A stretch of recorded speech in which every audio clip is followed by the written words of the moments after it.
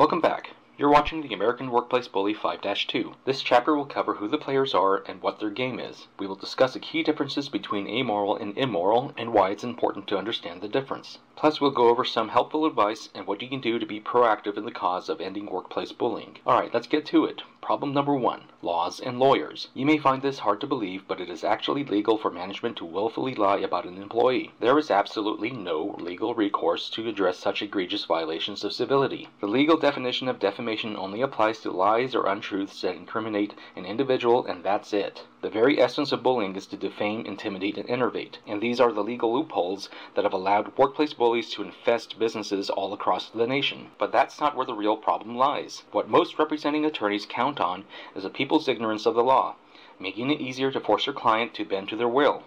So when you believe your attorney is on your side, they're really not. You see, by the very nature of their profession, they will make amoral decisions, devoid of emotional influence, and there's nothing wrong with being amoral in running a business. However, what is immoral is that everything revolves around the attorney's name and reputation.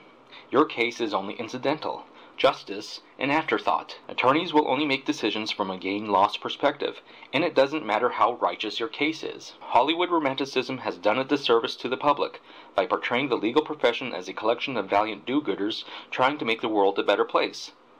While there may be some exceptions to the rule, most practicing attorneys are only in it for the money. Yes, there are some dishonest clients who just want their fast buck. However, there are also those rare clients who are interested in justice only.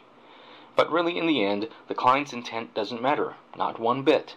Attorneys will always play for the settlement. Which brings us to the problem, because this game has been rigged for a very long time. Now, a settlement of $50,000 sounds very enticing to most people, but always remember, with every silver lining, there is a dark cloud. A settlement is exactly what the corporate attorneys want. And why is that? Because the stipulation of the settlement is that you must sign a confidentiality agreement. They're basically buying your silence for a paltry sum of money, of which your attorney and Uncle Sam collects a good chunk of your settlement. Does that still sound like a good deal?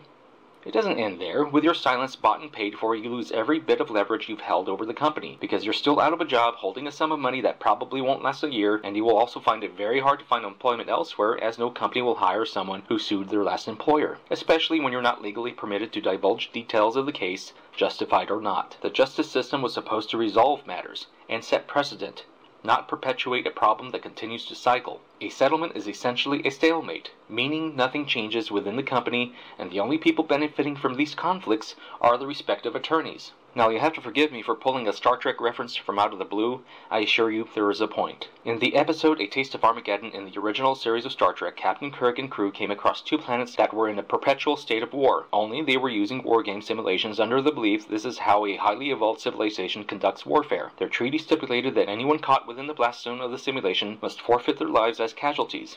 And this policy has been going on for decades, if I remember correctly. Obviously, this is madness. So Kirk and crew destroyed the planet's wargame computers, effectively breaking the treaty, forcing the two planets to commit to a real war, or negotiate a final peace treaty. The logic being that if there was a real war, the destruction would wipe out war-making capabilities, and the casualty count would be far less. So just like the Warring Planets Treaty, this is the same concept of a settlement. There is no progress. Now here is a solution.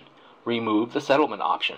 While attorneys will fight tooth and nail over this, removing the settlement option reestablishes MAD, mutually assured destruction, which means there will be a trial, one side will win and one side will lose. If the case is righteous, the corporation will be publicly humiliated and forced to improve their policies as a result. But that's not the only benefit. By having MAD looming over a corporation's head, it will become too much of a financial risk to ignore problems, therefore making the company more proactive in assuring a healthy work environment for its employees. Mutually assured destruction is balance and moral. It forces the employer to respect and treat their employees with dignity. Plus, it also creates a better manager, and a better manager creates more productive employees, benefiting the company in the long term. But I guess I'm making too much sense to be taken serious. To continue on the legal side, there also must be what trial attorneys know as the T word, tort reform. And I'm not talking about the completely biased and pro-business tort reform passed by Republicans. What is needed is real tort reform. There must be legal balance between employer and employee. By ensuring this balance, there will be more legitimate lawsuits in the name of justice. No more cash grabs by opportunistic attorneys or clients. This is moral. Sure, there will be less lawyers in the world, but how is that a bad thing?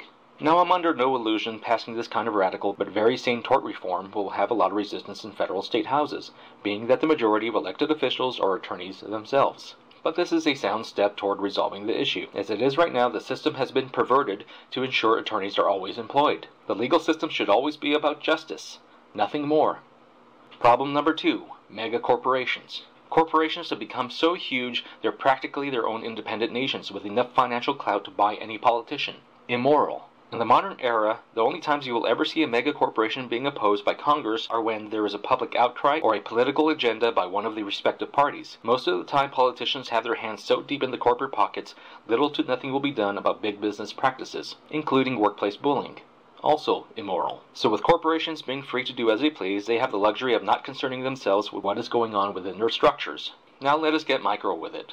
Given the recorded evidence you've heard, you might have noticed the management didn't seem terribly bright. And that is not by coincidence.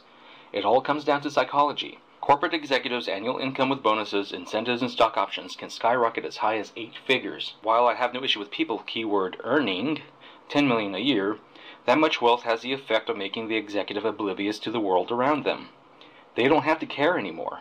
Life is very good for them and they possess so much power they can choose to not concern themselves with the little people who are working to survive. Immoral. However, because they want to keep the gravy train rolling, they take absolute control of the structures beneath them, hiring only subservient management with no independent thought, ensuring a blind and obedient adherence to the executive's will. Progress of the company is an afterthought and no unnecessary action will be taken unless there is a need to act. In addition, the added benefit of offering a less than qualified management staff near or at a 6-figure salary, it assures loyalty, because they will not betray their salary, and they will do anything to keep their high-paying job. And that is what I would call immoral. Problem number 3, politicians. Mealy-mouthed politicians have been with us since the dawn of humankind, but it always boils down to the same key question. Who put them in power? I'm guessing you're not going to like the answer. We are all at fault. We have become so intransigent in our politics that we've forgotten the difference between right and wrong and only see things in the spectrum of right and left. Right or left, Republican or Democrat, it does not matter. A corrupt politician is a corrupt politician. And we need to stop voting in corrupt politicians time after time, starting by not voting in another lawyer. The way to look at it is, if you're hiring someone to do the job, and you're hiring this politician for a whopping $174,000 a year, I don't know about you, but if I hired someone for that much money, I wouldn't take kindly to this person moonlighting for another company. In order to create a more perfect union, we need more qualified people in Congress. Those who stand on principle and imperfectly speak from the heart, so you'll always know where they stand. You don't always have to agree with an elected representative's personal outlook. As long as they're doing their job by getting to the business of the country, that's all that really matters in the end. It is both moral and amoral at the same time. Problem number 4, apathy. I've heard the same thing from too many people. That's just the way it is. I refuse to accept this apathetic outlook. I understand how easy it is to give into complacency and tune out the problems of the world, but bear in mind all the liberties you enjoy today were never born out of apathy. Have you ever seen a nature show where predators hunt through herds of prey? The predator chases after its target, the herd runs until one is captured, and then they stop running altogether, satisfied they survived another day. This is what apathy has brought us. We've become the prey, always keeping our heads down when a fellow employee is being bullied, unwilling to take a stand for what is right because you want to preserve what you have. I can understand that outlook. Why risk yourself for someone else when you have a mortgage and kids to take care of? Which is exactly why you should care, because the next day it might be you. And who do you think will come to your aid? The simple truth is the predators were always powerless. The herd always had the power. They just opted to follow an amoral every prey for themselves strategy instead of standing united. We need to shed this type of apathy lest we endure workplace bullying for yet another generation. Alright, let's bring this back to me and the gravity of my situation. I went public with a full understanding of the consequences, realizing that it effectively makes me unhireable to a majority of companies. Though I will say my career was basically over by virtue of being terminated only 10 months into the job with no reference, and my resume would only get passed over the further removed I was from the termination date. That said, I knew this was the right thing to do. This is my sacrifice. This is moral. My contribution to improve the workplace environment. I'm basically invoking the spirit of Rosa Parks. An ordinary American who was tired of subhuman treatment and did something extraordinary by finally having the courage to say enough to a self-serving establishment. While I do realize the best I can personally hope for is a Pyrrhic victory, I'm fully confident good will come of this. Actually, it has already. One of my stated goals has already been accomplished: to protect the hardworking employees of Fox 7 Austin. None of these managers can repeat what was done to me to another person. This series serves as an albatross around their necks with an established pattern of behavior. All the employee would have to do is reference the series if there is any managerial subterfuge. Will I find a job in the future? Hopefully, but highly unlikely. Clearing my name is the first step. We'll just have to see what Fox News does. So far they've been silent. I'm starting to think their silence is because they don't want to encourage their managers being recorded by other employees. Though I contend if their managers would act in an honorable fashion, there would be no need to record. Now to address the people who have the misfortune of currently dealing with a workplace bully. If a termination isn't imminent, the best way to deal with a bully is to patiently wait. Let them gain overconfidence so that they'll eventually be bold enough to pick on the wrong person. I don't recommend recording for the aforementioned reasons, my case being the exception, seeing as how I had to prove all 4 managers were guilty of what was claimed.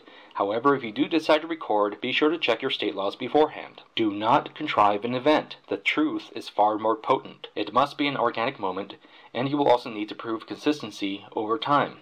You don't have to record. You can also write a daily journal, be as factually detailed as possible because there might be things you've missed initially, and it might be relevant in establishing a pattern of behavior. Also be sure to make notes of mannerisms. Body language can be very revealing. Always remember the HR manager is not your friend. They are hired with one agenda in mind: preventing lawsuits. Anything you say or do will be used against you and most likely exaggerated into a crisis. If you're considering a lawsuit, make it absolutely known to the attorney that you're not going to settle and won't sign any confidentiality agreement. It is imperative to weed out the attorneys likely to bail on you at the first sign of trouble. If the attorney threatens to walk if you don't take the settlement agreement, fire that attorney. There will be many eager attorneys willing to take up the case that far into the game, and be prepared for all-out war. The corporation will not tolerate failure. They will play every dirty trick through their attorneys. They will do their best, or absolutely worst, to marginalize, vilify, and demonize you. They will take half-truths out of your co-workers and twist their words around. This is what they do, because they are immoral, protecting their high-paying jobs at any cost to you. For the rest, I will defer to the Workplace Bullying Institute. They are a good organization dedicated to ending bullying in the workplace. They can provide you with much-needed information on your rights. The WBI is also a good place to start for those who are interested in being proactive. They can provide you with the information on local organizations working hard to get anti-workplace bullying legislation passed in your respective state. But you don't have to stop there. Call your local representatives and find out where they stand on workplace bullying. But don't accept a canned answer from an uninterested assistant. And be sure to make note which politician doesn't return your phone call. If they're too busy for you, you should be too busy to vote for them. If you're wondering what the differences are between the examples of amoral and immoral, which I can agree is seemingly ambiguous, you might have noticed how amorality is a little more balanced and unbiased. However, amorality can be a double-edged sword. It depends on how it is wielded. How do you tell the difference between good and bad amorality? You always question its honesty and goals. Does it benefit the entirety, or only an elite few with short-sighted ambitions? Only then will you have your answer.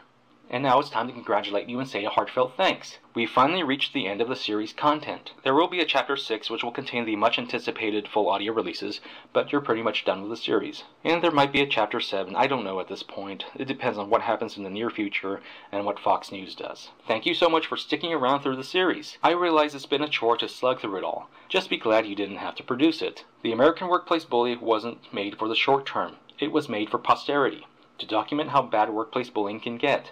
So please continue to share this series with as many friends as possible. Don't let the stand for workers' rights go gentle into that good night.